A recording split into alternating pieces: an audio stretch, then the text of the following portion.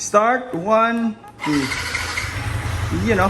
Natapos na po natin yung motorizer, no? Sniper 155, package number 9, no? Which is Yamaha toy alarm, mini driving light, PIA dual loud horn, combo lights, horn passing, horn switching.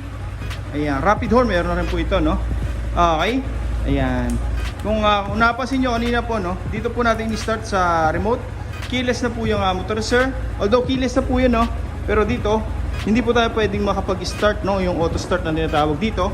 Pwede po yan. Pwede natin dito patayin. Pwede rin tayo dito mag-start. Okay. May option po tayo, no? Pwede rin po tayo dito sa original ignition switch mag-start, no? Wala pong problema yun, mga sir. Okay. Ang purpose natin dito sa Yamaha alarm for anti-theft. Okay. Ayan, no? Para in case hablutin yung motor sa atin, pwede po nating patayin anytime, no? Okay. Check natin yung mga in-install natin na ilaw. Okay. Ayan. Ito po yung headlight ni sir. Ito po yung mini driving. Yun, no? Apakalakas po yan, mga sir. Kung mapapansin yung sa area natin, maliwanag na maliwanag. Pero yung MDL, talagang litaw na litaw po, no? Talagang malakas po. High lumens. Pero mababa po ang wattage. Yan po yung maganda sa mga mini driving natin, mga sir, no? Hindi po tayo bumabase sa watts. Bumabase po tayo sa lumens. Yung lumens yung tingkad ng kulay. Okay. Ayan, no? Passing light. Naglagay po tayo dito ng passing switch. Okay. Dito, mga sir, no?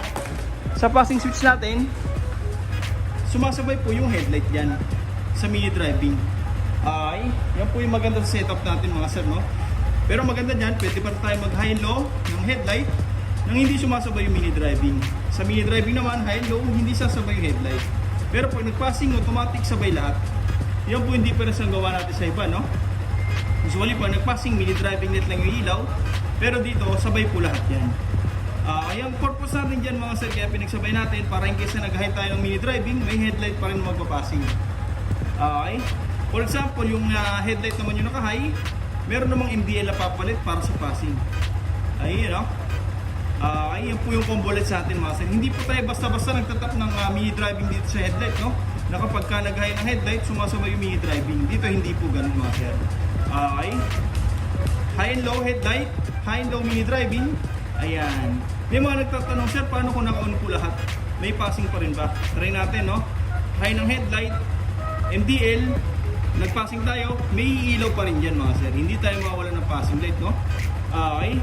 Sa stock horn, ito po yung switch. Ayan. Ito po yan, no?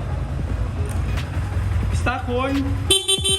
Wala po tayong nilagay na passing, no? Wala rin pong rapid dyan, mga sir. Para in case na magpaparestro tayo, fully stock yung busina, wala pong magiging violation.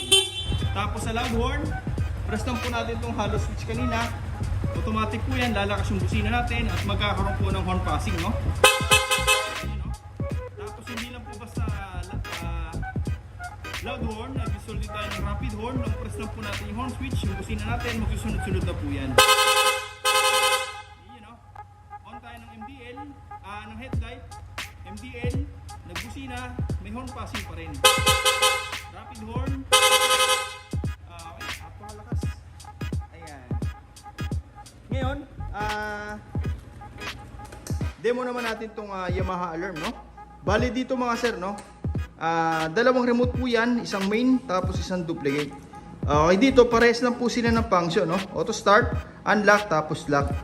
Kahit dalhin po natin yung, kahit alin po yung dalhin natin dito, mga sir. Okay lang po, no? Kahit iwan natin yung isa sa bahay natin. Okay, bali duplicate lang po siya. In case na ma-misplace po natin to, meron pa rin tayong isang magagamit. Okay, auto start. Dalawang pindot lang po rito sa thunder sign. 1, 2. Okay. Yun, no? Tapos unlock para mamatay. Yun, no? Okay. Ayan. Ito po yung maganda sa alarm natin, mga sir. Ito pong anti-theft. Ayan. Okay, once na pinindot po natin yan, automatic po yan.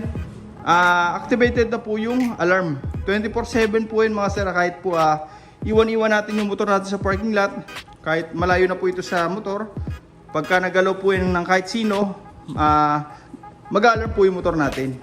Okay, try natin, no? Kahit po rito sa may likod, no? Ayan. Mag-hazard din po yan. Okay, pagka ganyan po, mga sir, may iwasan na pong tambay ng sino-sino. yung motor natin sa parking lot, no? Lalo yung mga ginagalaw po yung motor, no? Mag-alarm po yan. Okay, kung mapasin nyo, warning kanina, isa pang tapik. Warning, isa pa. Automatic po yan. Mag-alarm yung remote, pati yung motor. Okay, unlock. Ayan. Pagka ganun mga sir, no? Yung pinaka-remote natin, mag-alarm, magbabibrate din po yan. Iyan, no? Kahit nasa bahay po tayo, kahit hindi man natin narinig yung motor na nag-alarm, pero yung remote,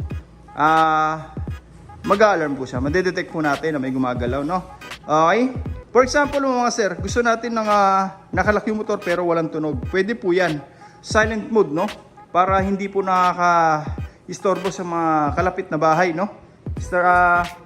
Lock button 5 times, pindutin lang po, no? 1, 2, 3, 4, 5. Yung motor natin, activated na po yung silent mode. Once galawin po yan, automatic po yan, yung remote lang po yung mag-alarm. Okay? Para ibalik sa alarm, isang pindot lang po ulit. Iyan, no? May alarm na po ulit yan, mga sir. For example lang mga sir, naiwan natin itong pinaka original remote, no? Sa motor. Ayan. May mag-attempt pa lang na nakawin yung motor natin, automatic po yan mag-alarm. Hindi po yan mag-i-start. Ayan, no? Wala. Okay. Unlock. Kahit anong gawin po nila dyan mga sir, useless po itong pinaka original remote, no? Hindi po nila magagamit yung motor. Okay. Unlock. Para magamit po yan. Ayan. Tapos, for example naman mga sir, no? Yung motor natin, hinablot po sa atin ng mga kawatan. Bigay na po natin to remote mga sir. Ito po, no? Para hindi tayo mapano. Basta nasa atin po itong alarm remote. Okay, pag nakalayo na sila, pindutin po natin to, automatic po yan, shutdown yung makina natin, hindi na po magagamit yan. Wala na. Okay, kahit anong gawin po nila dyan, hindi na po yan mag-start. Okay. Unlock. Ayan. Pagka ganun mga sir, kahit anong gawin nila, may remote man sila, hindi na lang magagamit yung motor. Okay. Ayan. Off natin. Start. 1, 2. Okay. Keyless po yan. Okay mga sir. By the way mga sir, no, mag-i-start lang po yung motor natin kapag naka-neutral siya. Isa po yun sa safety ng installation natin, no? Pagka primero siya, segunda, tercera, basta naka-gear po, no? Hindi po siya mag-i-start. Okay?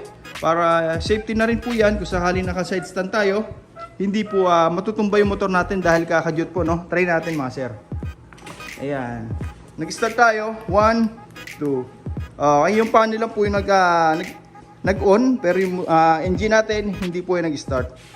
Ayan, mag-start lang po siya once na ibalik natin sa neutral, o kaya pisilin po natin tong clutch, no? Okay, balik natin sa neutral. Tapos start, 1, 2. Pwede na po yan. Okay, yung kill switch sir, gumagana pa rin po ito, no? Hindi natin ito inaalis. Okay, hindi po natin yan ginagalaw, no? Ayan. A few moments ago. Alright, Sniper 155. Bali dito mga sir, nagpa-install po sila sir ng all-in package natin. Yamaha alarm. Pagka sinalpak po yan dito, keyless na po yung motor sir. 100% po, no? Although keyless na po yung ignition switch sir, pero hindi pa po dito nakapag-start, no? Ngayon dito pwede na po yan. Once may salpak na po yan dito, anytime dito sa remote, pwede po nating i-start kahit hindi po inahawakan yung motor. Okay? Dito mga sir, no, pwede pa rin po tayo mag-start po dito sa ating ignition switch kahit wala po yung alarm, no? Okay? Wala pong check engine yan. Ayan. May option pa rin tayo. Pwede tayong mag-keyless 100%. Pwede rin po tayo dito sa original remote sir, no? Salpak po natin. Ayan. Kung mapasin nyo, umaandar po yung motor pops. Naisalpak na po natin yung pinaka-module ng alarm. Keyless na po yan. Pwede nating patayin, no? Yung makina natin, gamit lang po itong remote. Okay?